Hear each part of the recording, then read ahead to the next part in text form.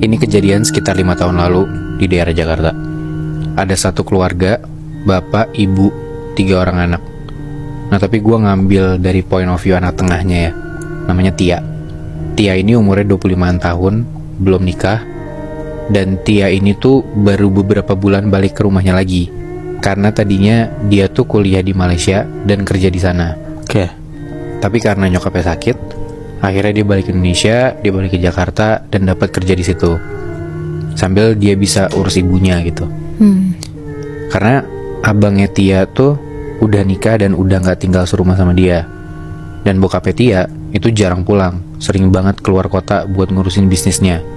Jadilah Tia tinggal bareng nyokap dan adeknya ini. Bisa dibilang Tia ini keluarganya cukup tajir. Ya sampai Tia juga bisa kuliah di luar negeri gitu kan. Sebulan 2 bulan Tia tinggal di Jakarta, nyokapnya keadaannya nggak membaik Moy. Sakitnya tuh kalau nggak salah sakit ginjal atau apa, gue juga nggak terlalu ngerti. Tapi kondisi nyokapnya tuh udah parah banget. Badan nyokapnya ini banyak banget memar-memar biru. Singkat cerita, nyokapnya dia nggak ketolong dan meninggal. Nah, dimulai dari sini Moy. Setelah beberapa hari nyokapnya Tia meninggal, bokapnya itu udah pergi lagi keluar kota. Bilangnya bahkan ke Solo untuk sebulan, dan Tia ini udah masuk kantor lagi setelah nyokapnya meninggal itu. Kantor di Malaysia? Enggak, di Jakarta tetap. Oh. Gara-gara dia izin ya nyokapnya meninggal kemarin gitu kan, kerjaannya banyak numpuk lah. Jadi sering banget si Tia ini lembur. Dan sampai rumah tuh udah langsung tidur, besok pagi berangkat kerja lagi. Nah dimulai dari sini Moy. Ada satu hari sore-sore pas baru balik dari kantor, di situ kondisinya emang Tia lagi nggak lembur. Nah bibinya Tia itu, pembantunya ngomong ke Tia. Ini kondisinya seminggu setelah nyokapnya meninggal. Bibinya tuh ngomong kalau misalkan dia tuh suka denger adeknya Tia ini akhir-akhir suka ngomong sendiri Moy. Soalnya di rumah kan gak ada siapa-siapa ya, cuman adeknya sama si mbaknya doang ini. Tia kerja gitu kan, bokapnya juga ya sebulan di Solo gitu. Tapi pas disamperin sama si bibinya ini ketika adeknya ngomong sendirian, katanya si adeknya ini lagi ngobrol sama nyokapnya. Wah, nah bingung dong Tia ngedengar kayak gitu. Ngobrol sama nyokapnya gimana? Nah ini kita sebut aja nama adeknya Tia tuh Sari ya, Moy. Sari ini umurnya tuh emang rada jauh sama Tia, kayak sekitar SMP lah. Tapi ya nggak mungkin juga anak SMP halu gitu kan, gara-gara nyokapnya baru meninggal. Ya biasanya mungkin yang bisa ngelihat arwah atau makhluk halus ataupun orang yang baru meninggal itu kan mungkin anak-anak ya, karena lebih peka gitu kan. Tapi ini adiknya Tia tuh udah SMP gitu loh.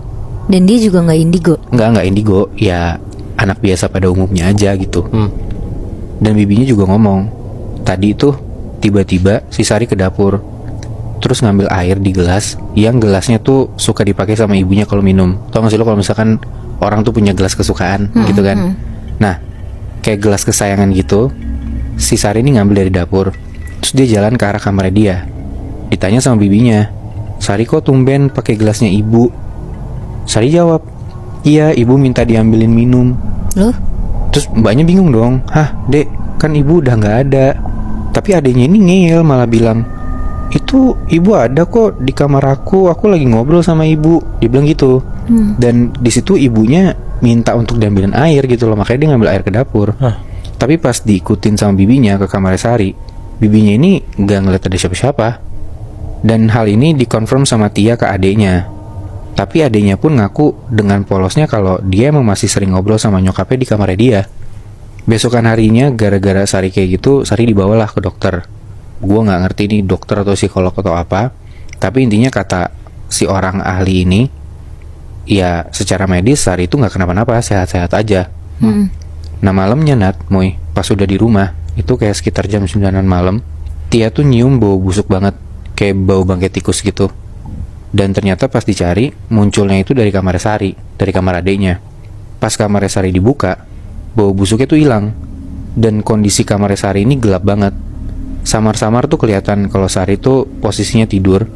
Tapi ternyata Sari ini belum merem. Jadi kayak tiduran tapi masih melek gitu. Ditanya sama Tia dari depan pintu, adek kok belum tidur? Sari jawab, iya ini masih ngobrol sama ibu. Nah, Tia kaget tuh. Dan dia udah rada-rada ketakutan. Akhirnya lampu kamar adiknya dihidupin, Tapi di situ dia nggak ngeliat siapa-siapa.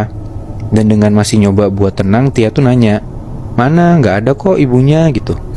Terus si Sari ini jawab, "Ini kak, ada ibu tidur di samping aku." Tapi Tia nggak bisa ngeliat apa-apa. Ditanyalah ke adeknya, "Emang adek ngobrol apa sama ibu?" Si Sari bilang, "Ibu ngomong kalau ibu tuh benci banget sama ayah." Hah? "Hah, benci kenapa?" Itu kan. "Aku nggak tahu, katanya ibu tuh mau bikin ayah celaka."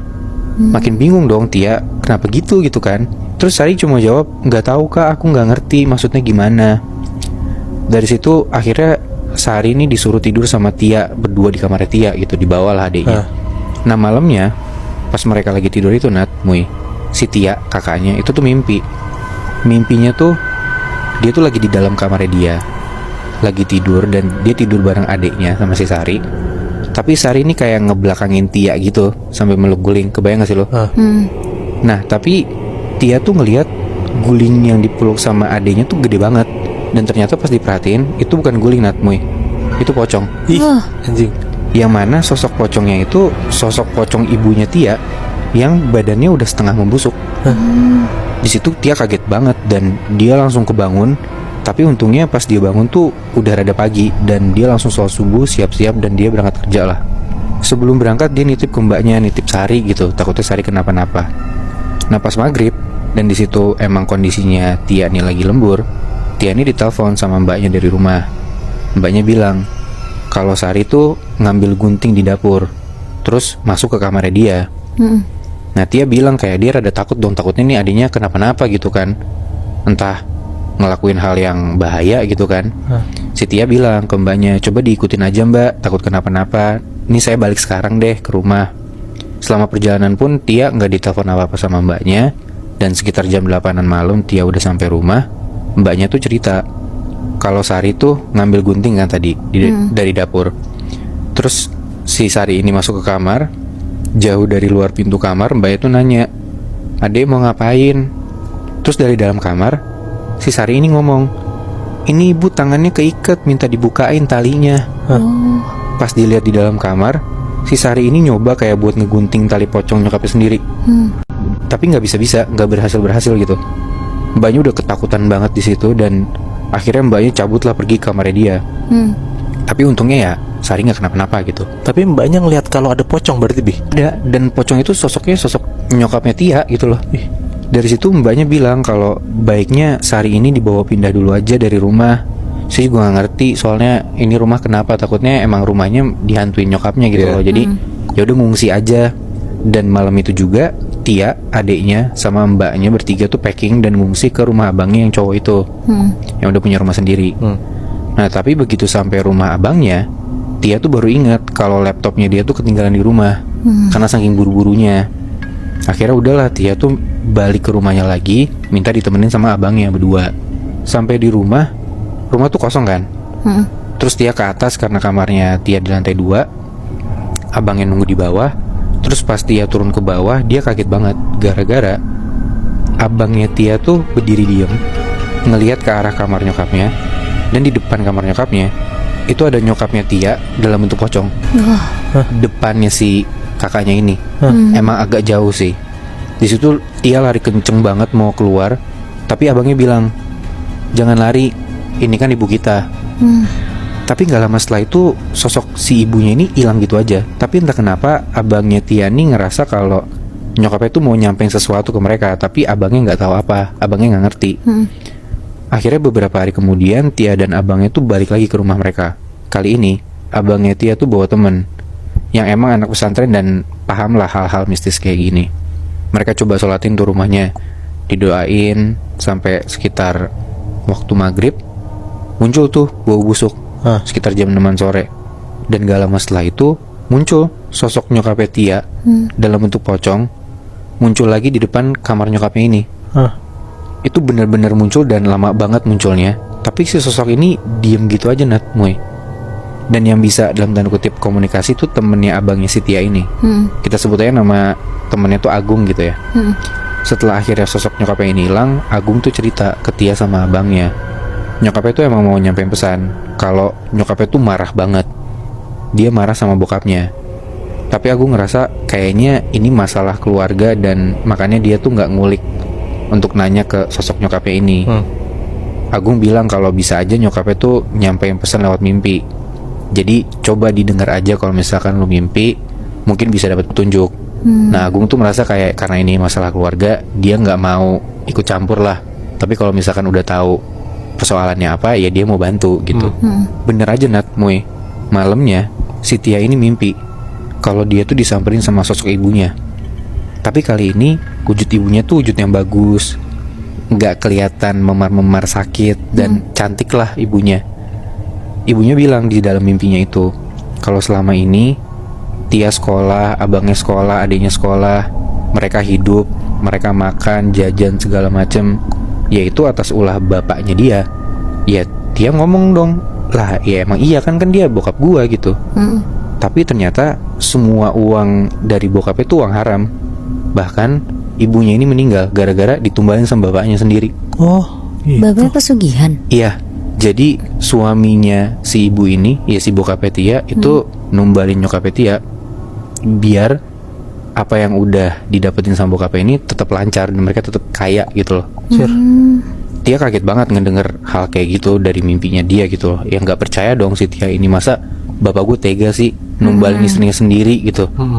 Akhirnya paginya itu ditelepon lah bokapnya ini. Tia konfront ke bokapnya langsung, bener nggak kalau emang ternyata nyokapnya tuh ditumbalin sama bapaknya sendiri gitu loh. Dan Tia tuh nelpon kayak gitu agak keras ngomongnya. Tapi di seberang sana bapaknya tuh nggak mau ngaku Nat, Muy. Bapaknya bilang ya nggak mungkin kayak gitu, masa dia numbalin istrinya sendiri. Pun bokapnya ini balas dengan nada yang makin agak keras, makin ngebentak gitu loh. Tapi Nat, Muy, setelah telepon itu dan beberapa hari kemudian, akhirnya tiba-tiba aja bokapnya ini nyamperin ke rumah abangnya Tia. Bokapnya tuh ngomong kalau waktu nyetir pulang ke Jakarta naik mobil sendirian, malam-malam di jalan itu, bokapnya ini disamperin sama sosok nyokapnya di dalam mobil. Tiba-tiba nyokapnya Tia ini muncul di kursi belakang dengan wujud pocong.